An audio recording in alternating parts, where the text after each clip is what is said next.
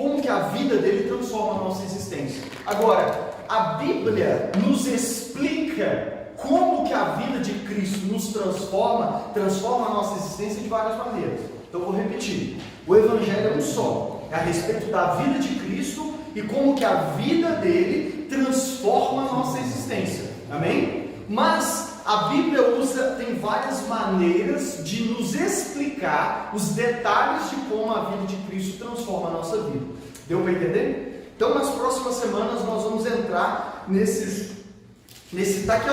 peguei já os detalhes de como a Bíblia explica que a vida de Cristo transforma a nossa existência. A folha já está na sua mão e o tema de hoje é o Cordeiro de Deus que tira o pecado do mundo.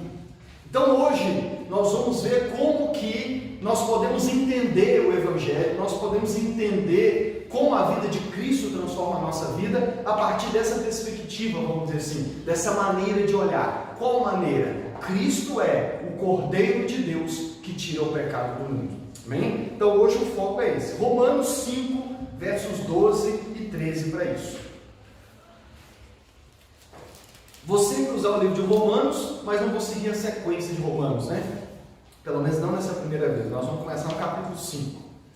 Romanos 5, versos 12 e 13 diz assim: portanto, da mesma forma como o pecado entrou no mundo por um homem, e pelo pecado a morte, assim também a morte veio a todos os homens, porque todos pecaram. Pois antes de ser dada a lei, o pecado já estava no mundo, mas o pecado não é levado em conta quando não existe lei. Vou ler novamente.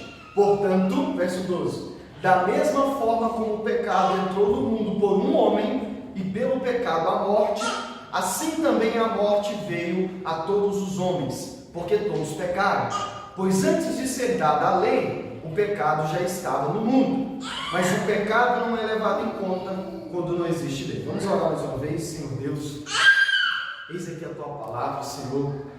Espírito Santo, abre os olhos do nosso coração nessa noite, abre os nossos ouvidos para que possamos ver a glória do Teu Evangelho no rosto de Cristo, a partir da perspectiva de entendermos que Cristo Jesus, o nosso Salvador, é o Cordeiro de Deus que tira o pecado do mundo, que arranca o pecado de dentro de nós. Ajuda-nos, abre os olhos do nosso coração para que possamos entender isso, e ajuda-nos a entender como que essa maravilhosa notícia transforma a nossa existência. Amém? Então vamos lá. Quando Deus terminou de criar todas as coisas, lá em Gênesis capítulo 1, o último verso dele diz que Deus olhou para todas as coisas, Deus olhou para a criação e viu que tudo era muito bom. Então Deus criou todas as coisas e no fim da criação a Bíblia diz que Deus olhou para tudo que ele tinha criado e Deus definiu assim a criação: isso é muito bom. Tudo era muito bom, né? Isso mesmo. Mas é fácil nós olharmos para o mundo hoje e vermos que o mundo não é tão bom assim. Concorda comigo? Já disse isso aqui. Não precisa muita inteligência para olhar para o mundo hoje e ver que as coisas não estão tão boas, né? Tratei disso, por exemplo, na primeira pregação da série passada, quando eu falei da morte na humanidade. E nós damos vários exemplos de como que a morte tem se manifestado na humanidade. Então, quando a gente olha para a sociedade hoje, para o mundo hoje, a gente lê Gênesis 1 e Deus dizendo que tudo que Ele criou é muito bom, a gente olha e diz assim: mas peraí, mas as coisas não é tão boas assim não. E a gente logo entende: tem alguma coisa de errado com o mundo. Bem? É fácil. Ao longo da história da humanidade, não só cristãos, mas todas as pessoas, independente de crença ou religião, independente se crê ou não em Deus, diz que as coisas não estão certas no mundo, diz que tem algo de errado com o mundo. E eu já tratei disso naquele dia, naquela pregação. Eu disse que ao longo da história da humanidade, a humanidade, os homens têm tentado identificar o que está de errado com o mundo e dar solução para o que está de errado, né? E aí as visões de mundo diferem. Cada pessoa ou cada linha ideológica ou cada crença vai identificar a raiz do problema e vai tentar propor a solução para todas as coisas. E nós cristãos, a Bíblia, a palavra de Deus, o próprio Deus revela para nós qual é a raiz de todo mal, qual é a raiz de todos os problemas, qual é a causa de tudo de errado que está no mundo, bem como nos aponta a solução para todas essas coisas. Lucas, qual é a raiz de todos os males? Qual é o problema de tudo que nós temos visto na humanidade? A resposta está aqui em Romanos 5:12. Olha o que Paulo diz: da mesma forma como o pecado entrou no mundo por um homem e pelo pecado a morte. Paulo resume aqui nesse verso: o pecado entrou no mundo e junto com o pecado, por meio do pecado, a morte. Aqui está a raiz de todos os males. Aqui está a raiz de todos os problemas. O pecado entrou no mundo por meio de um homem. Que homem é esse? Adão. E aqui deixa eu te dizer, Paulo resume falando que o pecado entrou por meio de Adão, mas isso não significa que Eva não é a culpada, ou o contrário, né? Que Eva é a culpada e Adão é inocente. Não, a Bíblia não fica, em muitas coisas, ela não fica dando detalhe, foi Eva primeiro, Adão não tem esse detalhe. O negócio é que o pecado entrou no mundo por causa do erro do casal, nem sempre lembra disso. O erro foi de ambos, do casal. Mas aqui Paulo, até porque nós não vamos entrar nesses detalhes, mas Paulo diz por meio de um homem, porque ele vai comparar Adão com Jesus Cristo. Mais para frente, nas próximas semanas, eu vou abordar esse aspecto. Hoje o meu foco é esse. A Bíblia está dizendo que qual é a raiz de todos os males que nós vemos no mundo? Por que o mundo está do jeito que está e parece que vai de mal a pior? Aqui está a explicação: o pecado entrou no mundo por meio de um homem. E junto com o pecado, como consequência do pecado, a morte.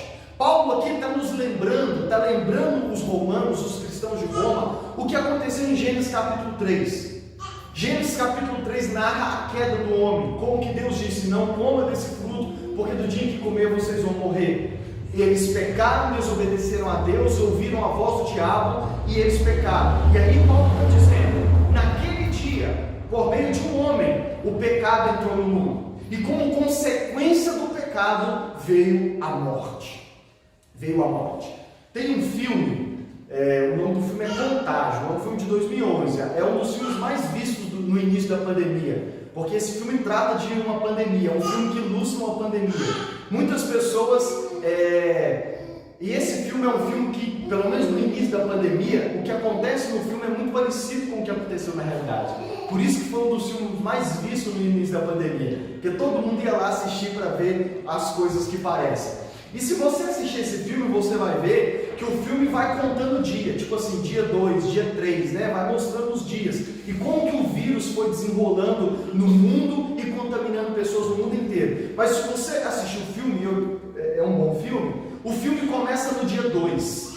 Começa assim, dia 2. Aí vai dia 3, dia 4 e o vírus se espalhando. Por quê? Porque no dia 1 é a primeira pessoa contaminada e aonde a contaminação começou. E o dia 1, onde começou? Porque todo mundo fica durante o filme inteiro querendo saber onde tudo começou, quem foi a primeira pessoa, qual foi a primeira cidade, de onde tudo partiu, né? E é só no final do filme que mostra o dia 1, o primeiro contaminado e tudo mais. Mas você passa o filme inteiro, você começa no dia 2, as pessoas passam o filme inteiro querendo saber onde tudo começou. E por que eu estou citando esse filme? Porque é um exemplo. Aqui o apóstolo Paulo está dizendo assim: sabe qual é o dia 1 de tudo de errado que está no mundo? Você quer saber o dia 1, o problema, a raiz, onde tudo começou? Então, Paulo diz assim: por meio de um homem o pecado entrou no mundo. O início de todos os nossos problemas está lá no jardim do Éden.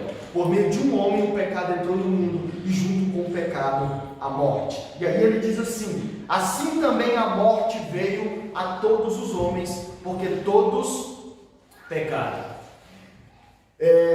À medida que você vai estudando a Bíblia, que você vai estudando teologia, se aprofundando cada vez mais no estudo da Bíblia, se você ler livros teológicos, você vai ver que ao longo da história da igreja, quando vai se falar de teologia, a gente usa muito o termo pecado original para se referir ao primeiro pecado, vamos dizer assim, o que a gente chama de primeiro pecado, né? Que foi lá no Jardim do Éden. Mas, quando na teologia a gente fala do pecado original, a gente não está necessariamente falando, o que foi o primeiro pecado? Foi comer um fruto? Foi desobedecer? Foi ouvir a voz do diabo? Não.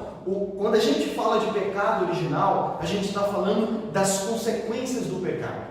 De como que o pecado, sem entrar em detalhes do que foi o primeiro pecado, a gente pode resumir da seguinte forma: o pecado entrou no mundo, começou de alguma forma, o pecado entrou na humanidade, e junto com o pecado veio a morte. Então, falar das consequências do pecado é falar de como a morte veio sobre a humanidade a partir do primeiro pecado. O pecado original descreve nossa natureza caída, nossa condição pecaminosa, da qual ocorrem todos os demais pecados. E aqui deixa eu te explicar uma coisa.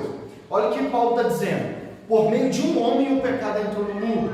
Foi um homem, o primeiro homem que pecou, e o pecado entrou no mundo. Mas aí olha o que diz: assim também a morte veio a todos os homens, porque todos pecaram. Nós não podemos cair no erro de achar que tudo é culpa de Adão. Por quê? Porque Adão não foi o único que pecou.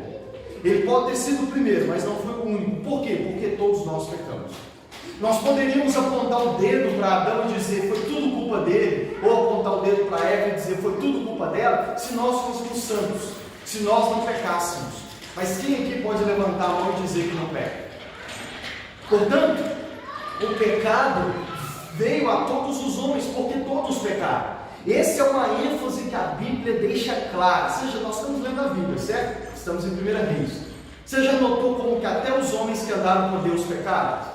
Davi, chamado de homem segundo o coração de Deus. Deus rasga elogios para Davi durante todo o livro de 2 Samuel, de Reis, né? Quando Deus vai falar com os reis, ele diz assim: você não andou de acordo com seu pai Davi. Deus usa Davi como modelo. Mas a gente viu a história de Davi. Davi foi perfeito? Não foi. Não foi. Abraão, pega a história de Abraão, pai da fé. Lê a história de Gênesis. Abraão foi perfeito? Não, ele mentiu várias vezes. Estão entendendo? Então, nenhum dos homens que andaram com Deus, que foram usados por Deus ao longo da história da humanidade, todos pecaram.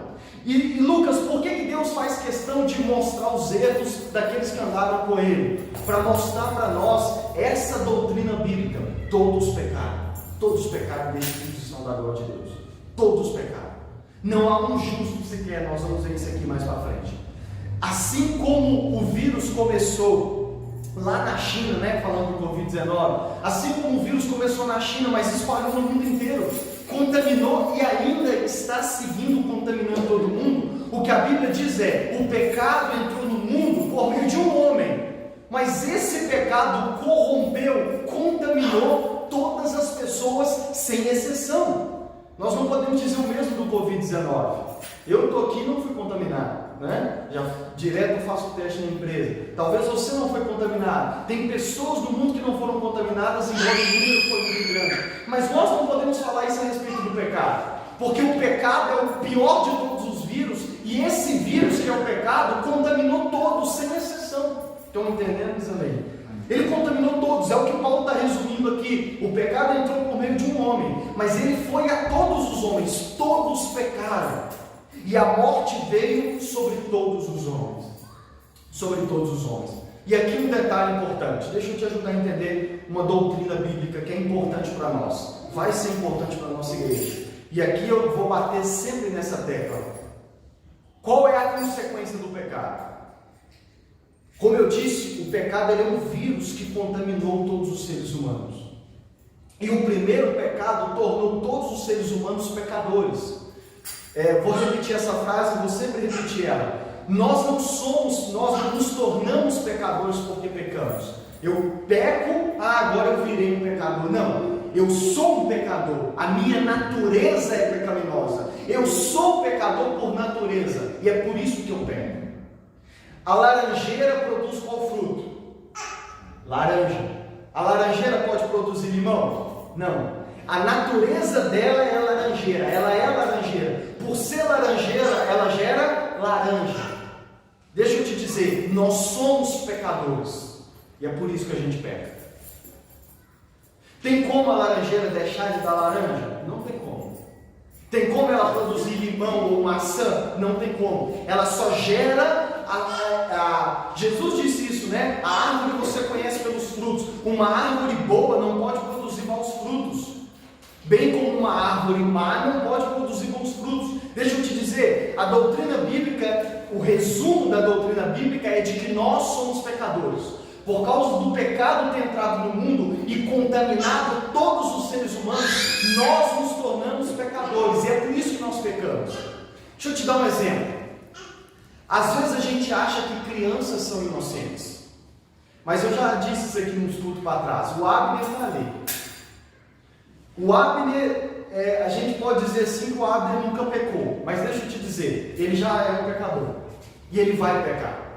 Hoje eu estava o dia todo assistindo o jogo e com duas crianças do meu lado. Um filho do meu cunhado e o filho da namorada da minha cunhada. Estavam os dois lá. Deixa eu te dizer, para mim os dois são exemplos de pais, porque corrigem os filhos e tudo mais. Mas eu sentado com os dois praticamente o dia inteiro, e os dois brincando, cheio de carrinho, mais de 20 carrinhos. E um deles, principalmente, toda hora pegava o carrinho e só ficava brincando de jogar. Só ficava brincando de agredir. Tanto que eu até peguei o chinelo e comecei a falar grosso com eles. Comecei a ameaçar, dar uma chinelada. Por quê? Tendo um punhado de carrinho, tendo celular, tendo qualquer tipo de brincadeira. Qual é a brincadeira que os dois estavam o tempo todo, se eu não ficasse ali indo brincando? Brincadeira violenta. Você já viu criança que os pais, se conhece os pais e diz assim, não, isso aí não foi os pais que ensinou, mas ele não divide as coisas, ele bate, e me fala qual pai que ensina o filho a bater. Estão entendendo? Isso tudo nos mostra, irmãos, que crianças, vamos dizer assim, elas também nascem pecadoras. Elas também nascem pecadoras. E dentro delas, por serem pecadoras, o Abner pode nunca ter pecado, mas ele vai pecar. Ele vai pecar. Deixa ele crescer mais um pouquinho e você vai ver. O Gabriel e a Jéssica vai ter momentos em que vai pegar ele fazendo coisas que eles vão dizer assim, nós nunca te ensinamos isso. Por que você está fazendo? A resposta é, porque ele é um pecador. Está entendendo? E pecador peca. Estão entendendo? Então, o que a Bíblia resume dizendo é uma doutrina bíblica, que eu vou mostrar para você versos que provam isso.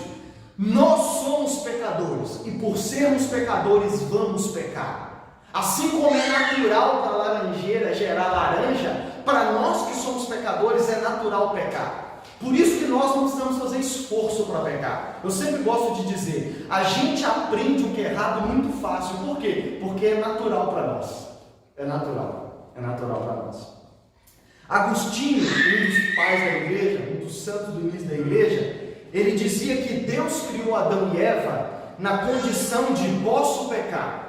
O que significa isso? Adão e Eva, eles eram puros, eles eram justos, eles eram santos, eles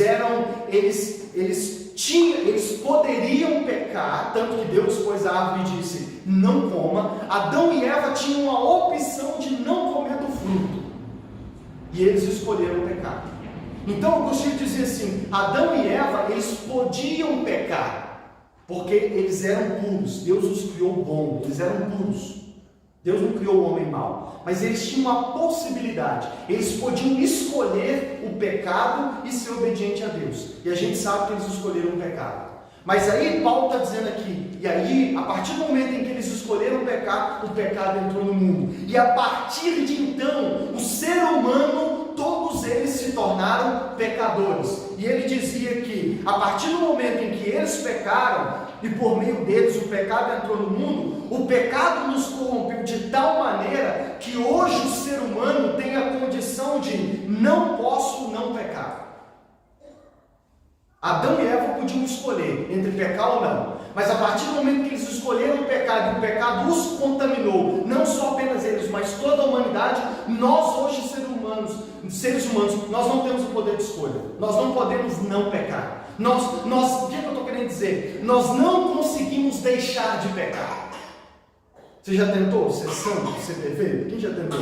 Conseguiu? Por quê? Olha para mim, é da nossa natureza. Nós não conseguimos deixar de pecar. Imagina uma laranjeira tentando não produzir laranja. Ela conseguiria? Não, porque é da natureza dela. É da natureza. Nós somos pecadores, então nós não conseguimos deixar de pecar, porque é a nossa natureza. É isso que significa o pecado entrou no mundo e com ele veio a morte a todos os homens. A nossa natureza é pecaminosa. Nós podemos fazer o esforço que for, mas nós não conseguimos deixar de pecar. Por quê? Porque é a nossa natureza. É a nossa natureza. Um texto que eu sempre gosto de lembrar, Gênesis, aí você vai entender agora alguns textos. Gênesis 6,5, um dos textos que eu mais cito aqui.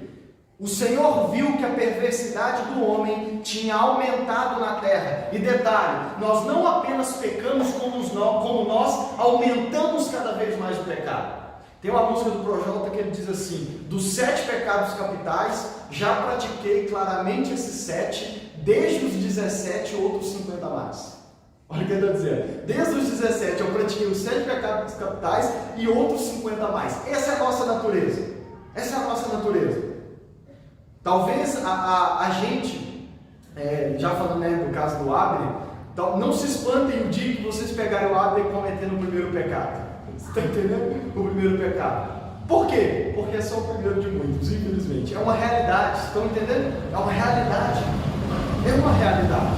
Então, olha que Deus, o Senhor viu que a perversidade do homem tinha aumentado na terra e que toda a inclinação dos pensamentos do seu coração era sempre somente para o mal. Deus olha e vê, ele só peca cada vez mais.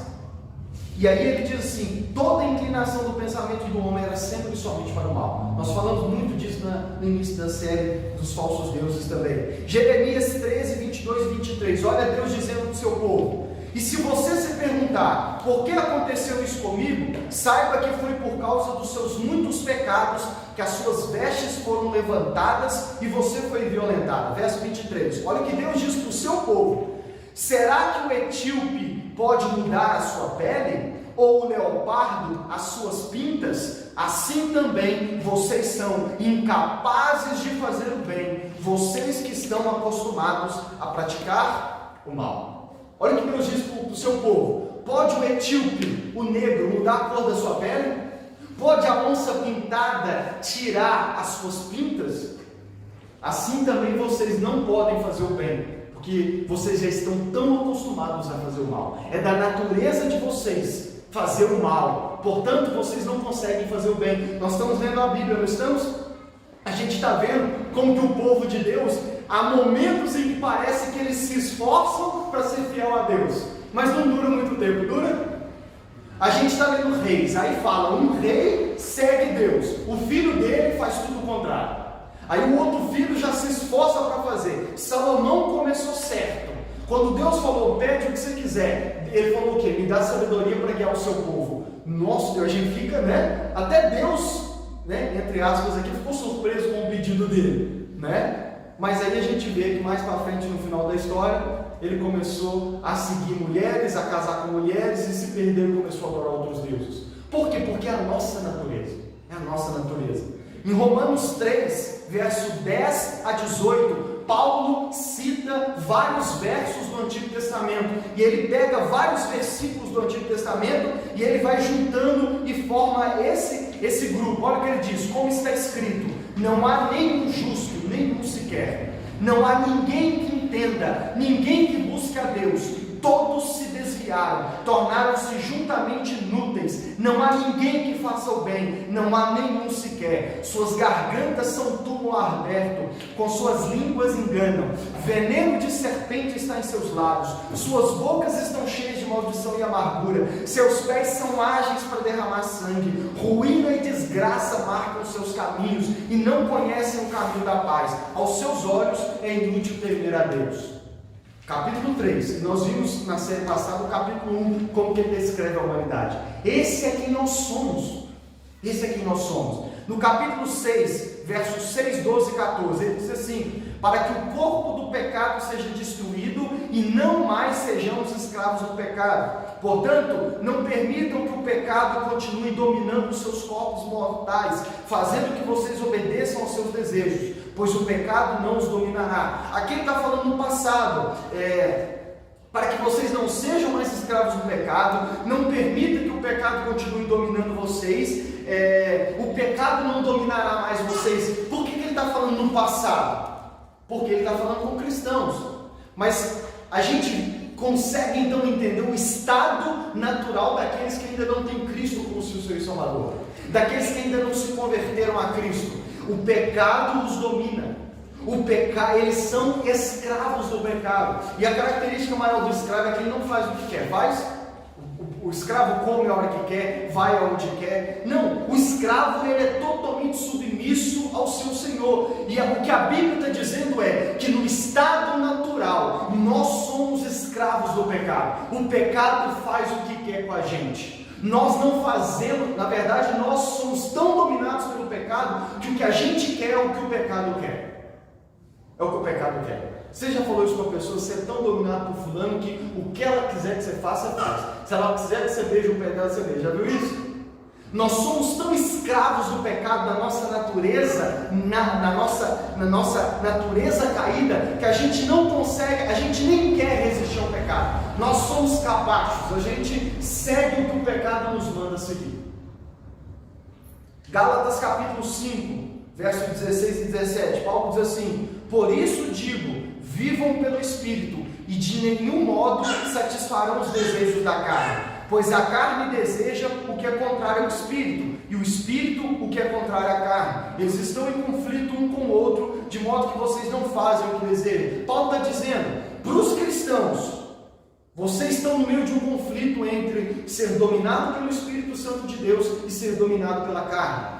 Isso é a realidade do cristão, mas a realidade daquele que não está em Cristo, que não creu no Evangelho, que ainda não nasceu de novo, é 100% dominado pela carne. E aí, verso 19, 20 e 21, ele vai dizer: as obras da carne são manifestas. Quais são as obras da carne? Imoralidade sexual, impureza, libertinagem, idolatria, feitiçaria, ódio, discórdia, ciúme, ira, egoísmo, dissensão, facção, inveja, embriaguez, orgia e coisas semelhantes. Paulo diz, sabe qual é as obras da carne? Está essa lista aqui e várias outras coisas parecidas com ela. Os muitos pecados que a gente conhece. Agora, entenda o que eu estou querendo te ajudar a entender. É que todas essas coisas são frutos da nossa natureza pecaminosa. Está me entendendo? Não é, eu cometi isso daqui, agora eu sou pecador. Não, você só cometeu isso porque você já era pecador. Você já nasceu pecador. Você é dominado pelo pecado. Você é escravo do pecado. Você faz o que ele quer que você faça. Você faz o que ele quer que você faça. É por isso, irmãos, que às vezes na igreja, ou então com pessoas que você conhece, não adianta ficar batendo. Você já bateu muito nas pessoas falando assim: o que está faltando para você é força de vontade. Você tem que ter força de vontade de mudar. O dia que você tiver força de vontade, você vai mudar. Irmão, não é assim não.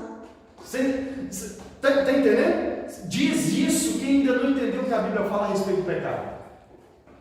Não é falta de força de vontade que a pessoa tem. Na verdade, o que ela está fazendo é seguindo a vontade do pecado, da sua natureza pecaminosa. Ele está seguindo a sua vontade, não é falta de força de vontade. Ele nunca vai ter força de vontade para vencer o pecado. Essa é a característica do pecador. Em Mateus 7, 21, 22 e 23, Jesus disse assim: pois do interior do coração dos homens vêm os maus pensamentos, as imoralidades sexuais, os roubos, os homicídios, os adultérios, as cobiças, as maldades, o engano, a devassidão, a inveja, a calúnia, a arrogância e a insensatez. Todos esses males vêm de dentro e tornam o homem impuro. Olha Jesus dizendo, todas essas listas de pecado vêm da onde? De dentro do homem. De dentro do homem, do coração do homem. E lembrando da última série, o coração do homem é ele por completo. Jesus está dizendo, todos esses pecados que as pessoas cometem, não é algo externo, é algo de dentro. A raiz está dentro, a origem está dentro. Ele sai de dentro para fora. Se você mente é porque dentro de você já tinha vontade de mentir. Se você calunia, se tem imoralidade sexual, é porque dentro de você já tinha vontade. E eu estou usando vários textos para mostrar para você o que eu estou tentando resumir, que é a doutrina bíblica da depravação total. Nós que seguimos a linha reformada, resumimos essa doutrina, que eu estou usando vários textos para resumir para você. Resumimos isso como a depravação total. O que significa depravação total? Significa que, por causa, o que Paulo está dizendo aqui, o pecado entrou no mundo por meio de um homem, mas aí ele contaminou toda a raça humana, e todos pecaram.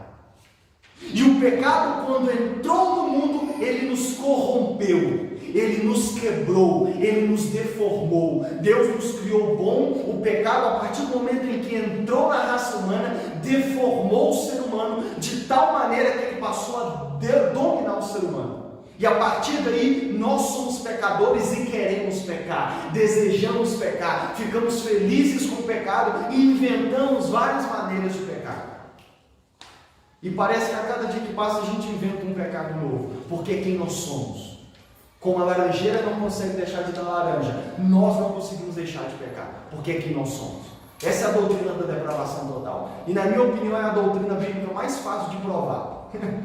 Mais fácil, porque é só você olhar para a humanidade. Só você olhar para a humanidade. Eu gosto de ler vários livros não cristãos. Aquele branco que eu estava lendo das 12 regras, o autor, ele é ateu, o autor, mas quase em todos os capítulos ele fala com outras palavras isso que a Bíblia fala: não somos maus, não somos maus. Foi com o Elton que eu estava falando, que tem um capítulo que ele fala assim, que ele dá o título assim: cuide dos outros, cuide de você como você cuida dos outros. E aí ele argumenta mais ou menos assim: a gente é expert em cuidar dos outros. E aí ele dá alguns exemplos que é maravilhoso. Ele fala assim, por exemplo, você vê alguém doente, você fala assim: vai no médico, toma esse remédio, faz isso, aquilo outro. Ó, fulano, não espera muito não, vai no pronto-socorro, você quer que eu te leve? Te leva agora, tal. Mas quando a pessoa está doente, ela não vai no médico. O que for que ela não vai. Ele fala assim: como que pode um ser humano ser assim? Ele cuidar dos outros, mas dele mesmo ele não cuida. E por incrível que pareça, ele vai falar que o problema é o pecado original. Ele usa esse mesmo termo que a gente usa na teologia. É claro que aí ele leva para outros lados, mas aí isso não significa que ele crê na Bíblia, né? Mas ele usa a Bíblia como um livro de história. Mas ele diz isso, que é o que a Bíblia chama de pecado original. Nós somos pecadores. E ele diz assim: no fundo nós sabemos que não merecemos. É por isso que a gente cuida dos outros, mas não cuida da gente. Porque no fundo a gente sabe que a gente não merece o cuidado, a gente não merece as coisas boas da vida. E eu disse assim: ele está certíssimo, né? É o que a Bíblia diz. Então, guardem isso, a doutrina da depravação total. O que significa isso? O pecado entrou no mundo e nos corrompeu inteiramente. Quando a gente diz inteiramente, significa que o pecado corrompeu nossos pensamentos. Você já parou para pensar? Imagina, irmãos, você é igual eu. Se eu fosse dar ouvidos a todo tipo de pensamento que vem na minha cabeça, eu vou falar para você. Tem pensamentos que vêm na minha cabeça que eu não teria coragem de contar para você. Você é assim também? Irmãos, se eu fosse contar alguns pensamentos que passam na minha cabeça, misericórdia. Eu tenho medo de você nunca mais conversar comigo. Você é assim também? Se eu já parasse para contar para você as coisas que eu já pensei em fazer e que não fiz com medo dos outros, está entendendo? Irmãos, por quê? Porque o pecado corrompeu nossos pensamentos, nossas emoções e nossas vontades. Paulo citou na lista aqui egoísmo, avareza e tudo mais. Nós somos assim, somos completamente contaminados pelo pecado. Totalmente, 100%. Cada aspecto da nossa vida foi contaminada pelo pecado. A gente raciocina. Você já viu como que a gente tem uma capacidade de raciocinar para as coisas erradas e para o bem, às vezes a gente é lerdo? Já viu? Já parou para pensar? Como que para a coisa errada a gente é esperto, né? A gente já... Lembra de Davi? Davi cometeu adultério. A mulher falou: estou grávida. Na hora ele já traçou um plano. Na hora, manda Urias voltar, deita... Urias, vai ficar com a sua esposa. Ele: não, jamais vou fazer isso. Vem cá, embebedou ele, e mesmo bêbado ele dormiu na porta. Aí ele escreveu uma carta, manda para esse cara aí, põe ele na batalha de frente, na linha de frente para ele morrer. Ele já orquestrou o plano inteiro. Essa é a nossa capacidade. A gente é assim, somos corrompidos no pensamento, nas emoções, em tudo que nós somos, em todo o nosso ser. Em João 6, 63 a 65, Jesus diz assim: o Espírito dá vida, a carne não produz nada que se aproveite. A Bíblia, na maioria das passagens onde fala de carne, a Bíblia usa essa palavra carne para falar da nossa natureza caída. Isso aqui que eu estou dizendo para vocês. Que nós somos pecadores, que amamos o pecado, que nós sempre vamos pecar. A Bíblia resume isso como carne. E aí Jesus está dizendo assim, ó, a carne não produz nada que se aproveite. O que ele está dizendo? A nossa natureza caída não produz nada de bom. Nada de bom. Nada de bom. Nada de bom. Aí Jesus diz assim, ó, as palavras que eu lhes disse são espírito e vida, contudo, há alguns de vocês que não creem. Jesus estava dizendo, é por isso que alguns de vocês não creem em mim. Aí ele diz no verso 65, e prosseguiu, é por isso que eu lhes disse que ninguém pode vir a mim, a não ser que isso lhe seja dado pelo Pai. Isso aqui é importante. Nós falamos disso na reunião terça-feira. Jesus está falando do espírito e da carne. Paulo falou disso em Gálatas também. E aí ele diz, a carne não produz nada de bom. O que a carne produz? Paulo fala em Gálatas 5, só pecado. Aí ele diz assim, é por isso que alguns de vocês não creem em mim. Ele agora vai falar por que alguns não creem. Por quê? Porque vocês vivem na carne, né? A gente usa muito essa expressão na igreja. Está vivendo na carne, literalmente, está sendo dominado pela carne. Aí Jesus vai falar assim, ó, é por isso que alguns de vocês não creem em mim. E aí ele diz assim, e prosseguiu, é por isso que eu lhes disse que ninguém pode vir a mim, a não ser que pelo Pai lhe seja dado. O que Jesus está resumindo aqui? Algo importante para nós, para a nossa teologia, para a identidade da nossa igreja. Porque a carne é má e não produz nada de bom, só produz pecado. Deixa eu te fazer uma pergunta simples e lógica. Quando alguém crê em Jesus e entrega a sua vida para Cristo, foi ela que quis? Foi ela que quis? Se a nossa natureza é caída, que sempre quer o pecado, sempre quer o que é ruim, não produz nada de proveitoso segundo Jesus. Jesus está dizendo, quando alguém crê em mim, não é porque ele quis, é porque o Pai operou esse milagre. É porque o Pai o trouxe a mim. E aí Jesus está dizendo, é por isso que eu disse para vocês, que ninguém pode vir a mim se o Pai não o trouxer, ou se isso não for concedido pelo Pai. É o que eu estou tentando e o que eu vou bater nessa tecla aqui. Nós precisamos entender isso. Não somos nós que aceitamos Jesus, não somos nós que achamos Jesus, não somos nós que encontramos ou que vamos atrás de Jesus, não somos nós que buscamos a Deus. Olha para mim, é Deus quem nos busca em Cristo Jesus. É Deus quem nos pega e traz para Ele. Segundo as palavras de Jesus, quando alguém crê em mim, é porque o Pai pegou ele e trouxe ele. Por quê? Porque se eu fosse esperar ele vir até mim, ele não queria. Por quê? Porque vive na carne e a carne não produz nada de proveitoso. Vocês estão me entendendo? Está entendendo o que a Bíblia está nos dizendo? É por isso que entender isso nos faz louvar a Deus ainda mais. E é por isso que eu disse na reunião lá, o cristão verdadeiro que entendeu o Evangelho, ele não pode ser orgulhoso. Ele não pode bater no peito e falar assim, eu entreguei minha vida para Jesus, eu achei Jesus, eu busco a Deus. Ele não pode olhar para aquele que não está buscando a Deus, que não crê em Jesus e se sentir melhor. Porque no fim das contas ele tem que entender e tem que lembrar que não foi ele que foi até Jesus, não foi ele que buscou Jesus, foi Deus quem o resgatou e o levou até Cristo. Por quê? Porque no nosso estado natural, nós somos totalmente depravados, totalmente pecadores. E daqui deixa eu pontuar uma coisa que eu já esqueci. Se fala muito dentro das igrejas de livre-arbítrio. Nós temos o livre-arbítrio. Deixa eu te dizer, nós não temos livre-arbítrio. Deixa eu resumir e explicar rapidamente por que nós não temos livre-arbítrio. O que significa livre-arbítrio, Lucas? Arbítrio é escolha. Livre é o que eu disse para vocês, é poder escolher entre o bem e o mal. Os únicos que podiam escolher entre ser fiel a Deus e pecar foi Adão e Eva. Lembra que eu disse isso? Adão e Eva podiam escolher continuar fiel a Deus ou comer do fruto. Eles podiam escolher. Se eles dissessem para o diabo, nós não vamos escolher, nós vamos permanecer fiel a Deus, eles permaneceriam fiel a Deus e nada teria dado de errado. Eles podiam escolher. Mas, resumindo tudo que eu já disse aqui, você vai entender facilmente. Mas eles escolheram o pecado. E a partir do momento que eles escolheram o pecado entrou neles e corrompeu não apenas eles, mas toda a humanidade. Eu já disse para você até aqui que o pecado nos domina de tal maneira que nós somos pecadores e não conseguimos deixar de pecar. É por isso que nós não temos livre-arbítrio, porque hoje nós não podemos escolher. Lembra Gênesis 6? Deus olhou e disse assim: eles querem sempre e somente o mal. Porque o pecado nos contaminou de tal maneira que se Deus nos deixar escolher, escolhe o bem ou o mal, o que a gente vai escolher? O mal. Obedece e desobedece. Quem culpou? O que nós vamos escolher? Desobedecer. A gente está vendo isso na história da Bíblia. Vocês estão percebendo? Deus diz assim na lei, lá nos primeiros 5 livros: coloco diante de vocês a vida e a morte. A vida para que vocês vivam, a morte para que vocês morram. Deus, irmãos, você percebe, eu gosto sempre de pensar desse ponto de vista. Você percebe como que tudo que está acontecendo na história de Israel, Deus já avisou antes, lá, quando eles tinham acabado de sair do Egito? Deus disse assim: olha, não casem com mulheres de outros povos, porque elas vão levar vocês a adorar outros deuses. Deus avisou antes, gente.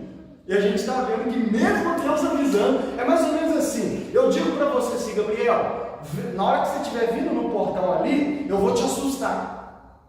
Beleza? Beleza. Se você vier e eu gritar, você vai assustar? O ideal é que não assuste, porque eu avisei para você o que eu ia fazer.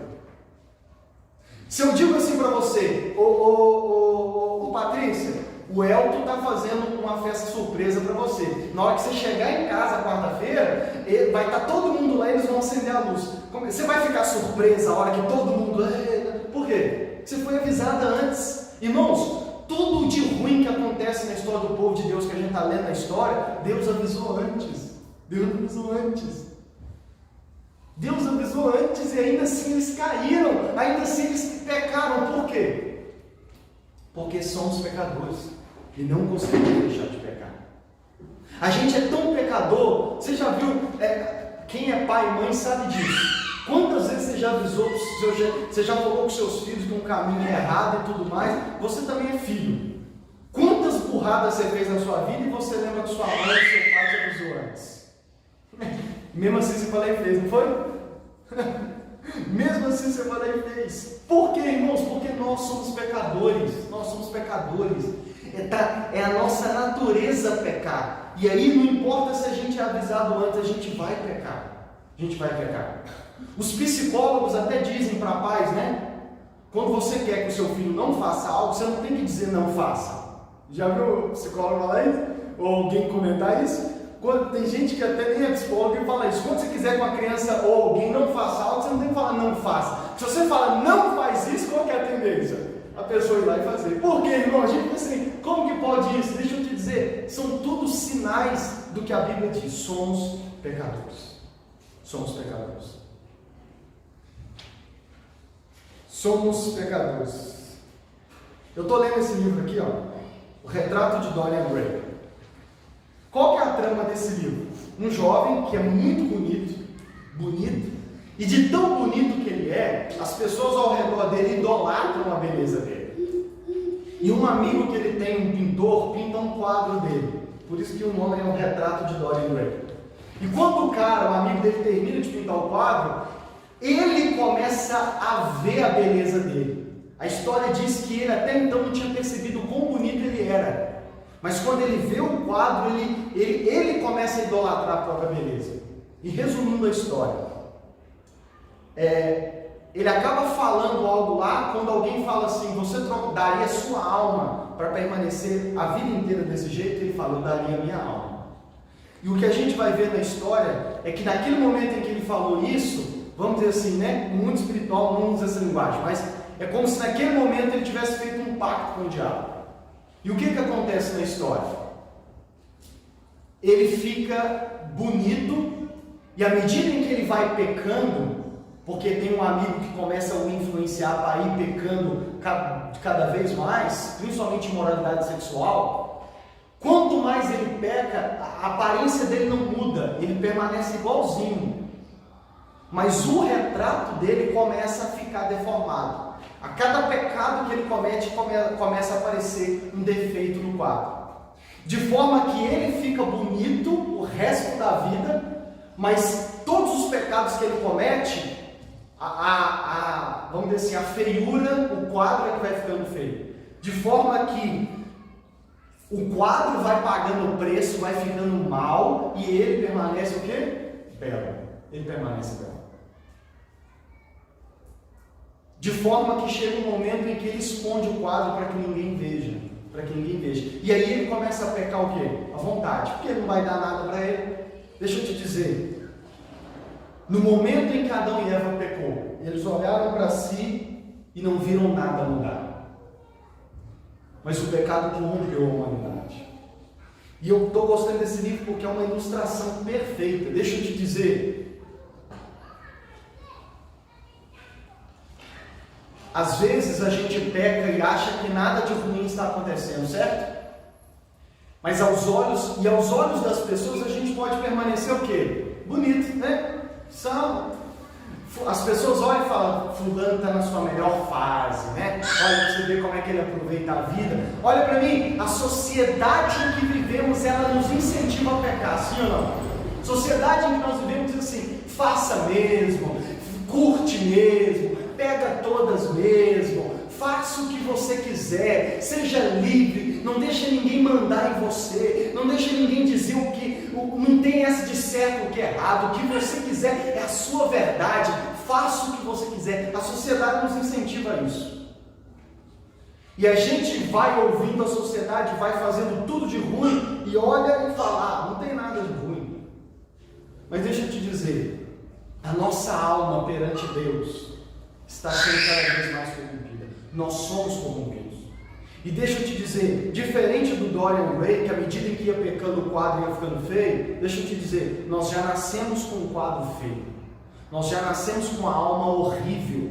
Não é ao longo, Lucas, tem gente que até acha que o ser humano nasce puro, inocente.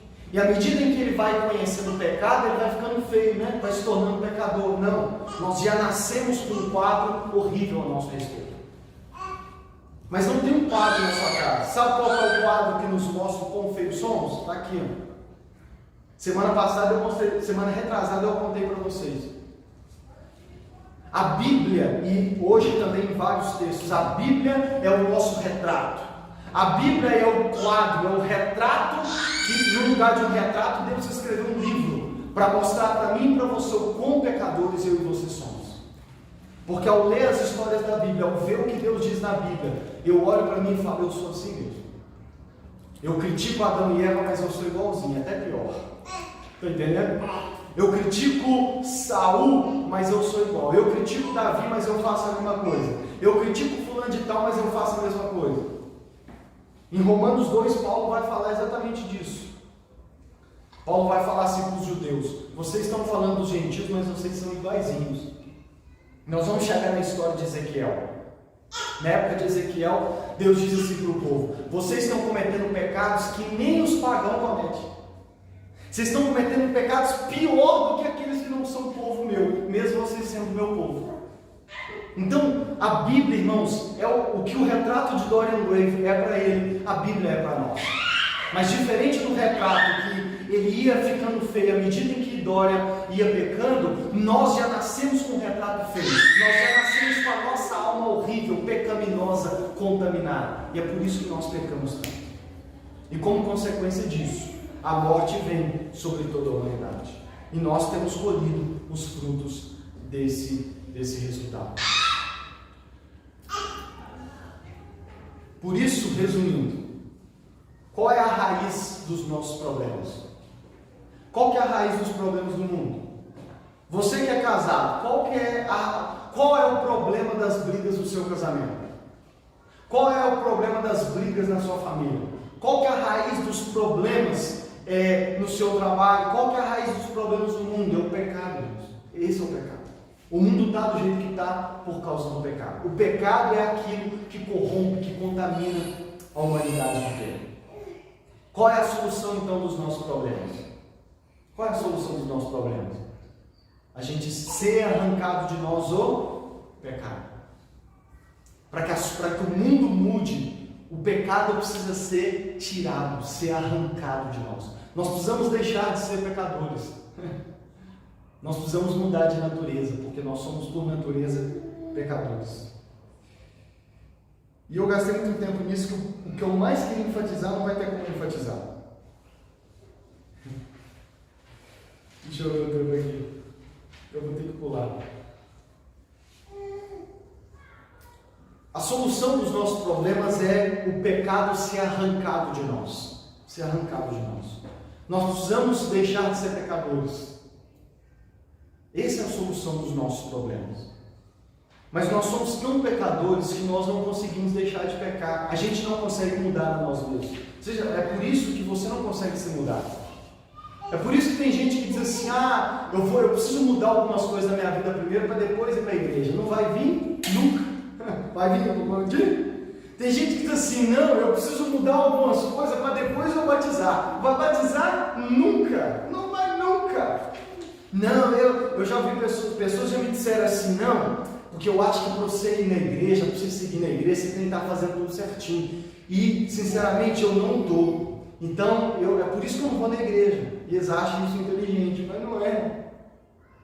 Não é. Você nunca vai para a igreja se você esperar se mudar primeiro.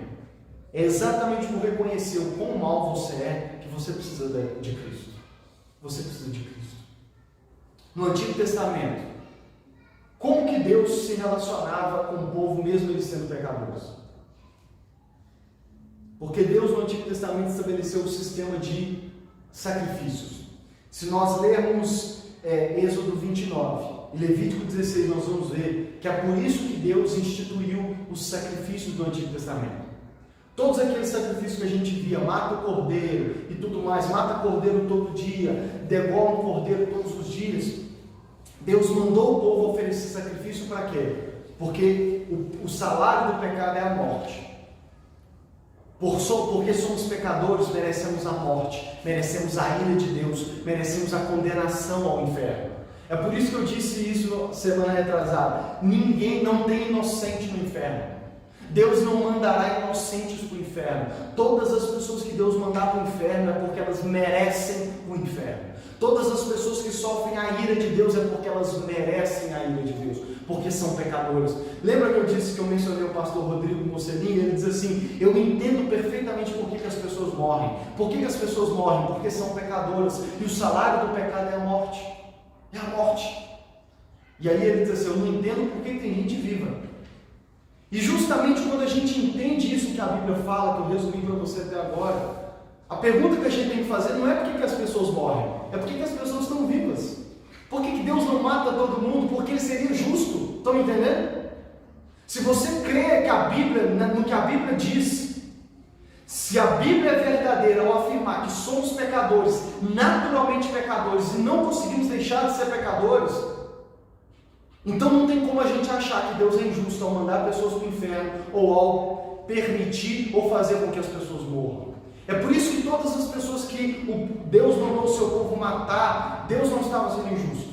Ninguém morreu por ser inocente. Ninguém morre por ser inocente. Todos morrem porque são pecadores. Amém? Agora, por que nem todos morrem? Por que o povo de Deus não morria no Antigo Testamento? Porque Deus instituiu a lei do sacrifício. Deus diz assim, todos os dias vocês vão oferecer um cordeiro como sacrifício. Vocês vão matar um cordeiro. Para que, Deus? Porque a morte que vocês merecem, aquele cordeiro vai morrer. Todas as vezes que vocês matarem um cordeiro como sacrifício, quando vocês degolarem ele e aspergirem o sangue deles, vocês têm que se lembrar de que quem tinha que morrer era vocês. Vocês só estão vivos porque aquele cordeiro morreu no lugar de vocês. Eu só me relaciono, vocês não são dignos de eu me relacionar com vocês. Eu sou santo, vocês são pecadores. Mas eu só me relaciono com vocês porque vocês matam um cordeiro. Eu recebo a morte daquele cordeiro no lugar da morte de vocês. Vocês são tão pecadores que mereciam morrer. Vocês tinham que morrer. Vocês não mereciam eu me relacionar com vocês como eu me relaciono. Mas eu só me relaciono com vocês. Lembrem-se disso. Porque todos os dias a morte que vocês merecem, um cordeiro morre no lugar. E é somente por causa disso que eu me relaciono com vocês. Portanto, o povo de Israel todas as vezes sabia que para eles só estavam vivos porque o cordeiro morria no lugar deles. Eles só estavam vivos porque um ser, aquele cordeiro, morria no lugar deles. Só que a pergunta que a gente tem que fazer é, a gente está lendo a história, ainda assim eles continuaram sendo pecadores, sim ou não? Sabe por quê? Porque apesar da morte dos cordeiros apaziguar a ira de Deus, apesar da morte do cordeiro satisfazer a justiça de Deus naquele momento, a morte de um animal não pode tirar o pecado do ser humano. A morte de animais não podiam e não conseguia tirar o pecado da humanidade. Portanto, aqueles cordeiros não morriam para tirar a raiz do pecado do ser humano. Aqueles cordeiros morriam para apaziguar. Era um sacrifício temporário, vocês estão entendendo? Era temporário. Era como se Deus dissesse assim: olha, esse cordeiro morrer no lugar de vocês não quita as dívidas, mas eu vou aceitar por enquanto. Por enquanto. Você sabe que as pessoas, quando têm uma dívida e que elas ainda não estão conseguindo pagar, o que elas normalmente fazem? Elas penhoram um bem. Você já viu alguém penhorar um bem? O que é penhorar um bem? É você dar um valor como garantia ou como um pagamento temporário da dívida, sim ou não? Deus aceitava o sacrifício daqueles animais temporariamente, porque o sacrifício de animal não vale a vida de um ser humano. A vida de um animal não vale a vida de um ser humano. E por que Deus fazia isso, Lucas? Deus aceitava o sacrifício daqueles cordeiros, até que o sacrifício verdadeiro, que verdadeiramente tiraria o pecado do mundo, fosse feito. E você sabe qual sacrifício é esse? João capítulo 1, verso 29. No dia seguinte, João Batista, viu Jesus aproximando-se e disse: vejam, é o Cordeiro de Deus que tira o pecado do mundo. No dia em que João Batista viu Jesus, ele disse: vejam, esse é o Cordeiro de Deus que tira o pecado do mundo. Na hora, aquele povo entendeu o que João estava dizendo.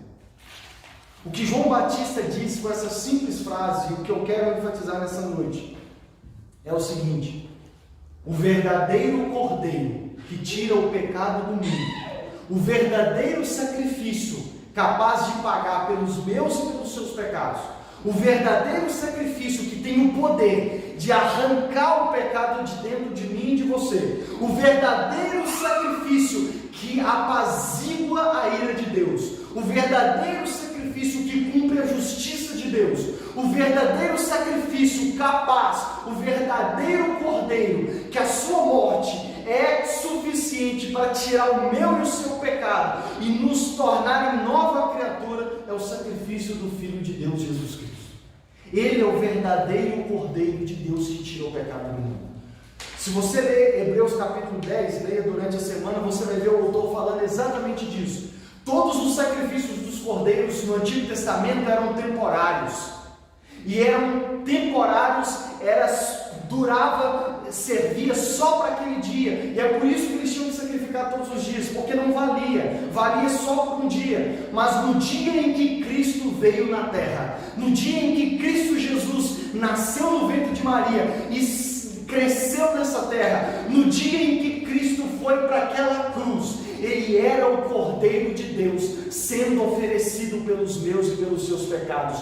E a boa notícia do Evangelho é que o sacrifício de animal não era suficiente para pagar pelos meus e pelos seus pecados, mas o sacrifício do Filho de Deus não só é suficiente, como verdadeiramente pagou pelos meus e pelos seus pecados. O sacrifício de Cristo na cruz é o verdadeiro sacrifício que tira o meu e o seu pecado, que perdoa os meus e os seus pecados. Deus sacrificou o seu próprio Filho como o Cordeiro perfeito, como o sacrifício perfeito, que esse sim perdoa os meus e os seus pecados. Esse sim tira o pecado da nossa vida. E a partir do momento em que nós cremos que Cristo morreu para pagar pelos meus e pelos seus pecados, a partir do momento em que eu e você cremos que Cristo é o Cordeiro de Deus, que foi sacrificado naquela cruz, foi oferecido como sacrifício naquela cruz, que derramou o seu sangue, assim como os cordeiros derramavam o seu sangue, para pagar pelos meus e os seus pecados, a Bíblia diz que o Espírito Santo entra dentro do meu e do seu coração e nos torna nova criatura, e nos faz nascer de novo, e opera um milagre do novo nascimento, o milagre que transforma o nosso coração, o milagre que quebra da nossa vida a escravidão do pecado. Por isso que sem Cristo o ser humano é escravo do pecado. Sem Cristo o ser humano não pode fazer nada de bom. E até as coisas que são aparentemente boas estão contaminadas pelo pecado. O tanto de gente que ajuda o próximo só para aparecer, o tanto de gente que ajuda o próximo só para poder postar na internet e falar que ajudou, fez uma coisa boa, fez, mas está contaminado pelo pecado. Estão entendendo? Cristo é o Cordeiro de Deus que tira o pecado do mundo.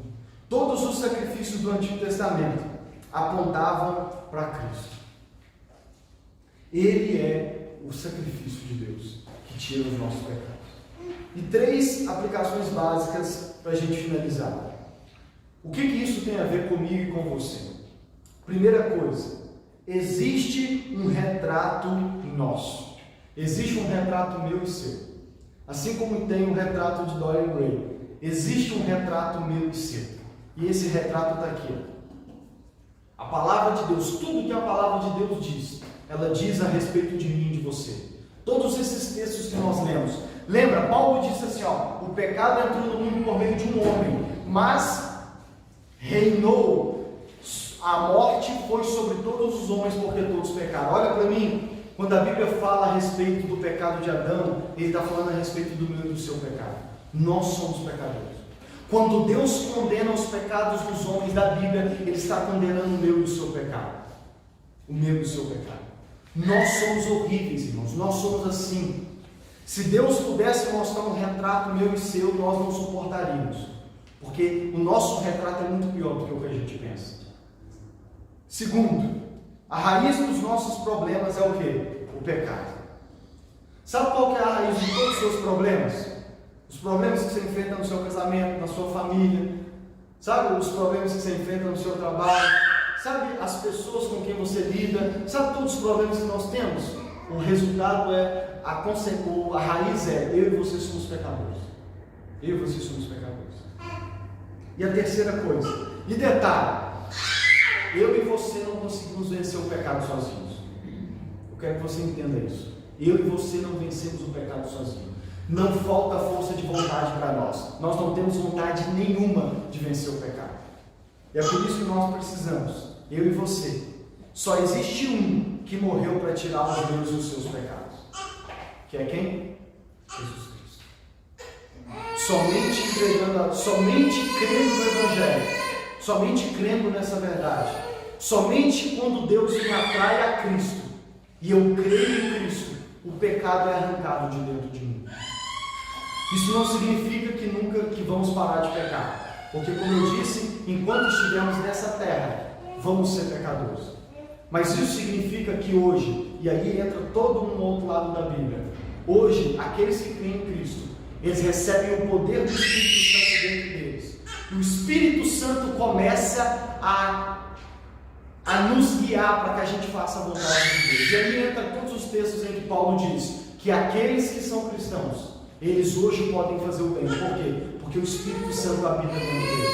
Olha para mim, por sermos cristãos, se cremos no Evangelho, Cristo quebra o poder do pecado sobre a nossa vida. De tal forma que nós cristãos, pelo poder do Espírito Santo agindo em nós podemos e conseguimos fazer o bem. Por quê? Porque o Espírito Santo age em nós. E nós cristãos temos essa luta dentro de nós. Ainda existe uma natureza pecaminosa que vai lutar para que a gente continue pecando, mas agora, porque cremos em Cristo, existe também o Espírito Santo habitando em nós. E ele agora vai traçar uma guerra contra a nossa natureza pecaminosa. E ele vai começar a operar em nós os frutos do Espírito, que são todas as coisas boas, são todas as boas obras. É por isso que terça-feira também nós falamos, que nós não somos salvos por fazermos boas obras, mas porque cremos em Cristo e nascemos de novo, nós fazemos boas obras. Por quê? Porque o Espírito Santo começa a operar em nós o milagre do novo nascimento e nós conseguimos fazer boas obras. Amém? Fique de pé.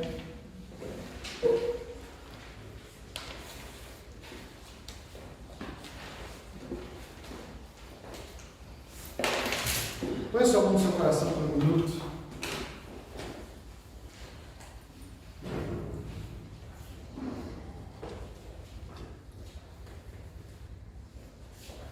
Olha para dentro de você agora.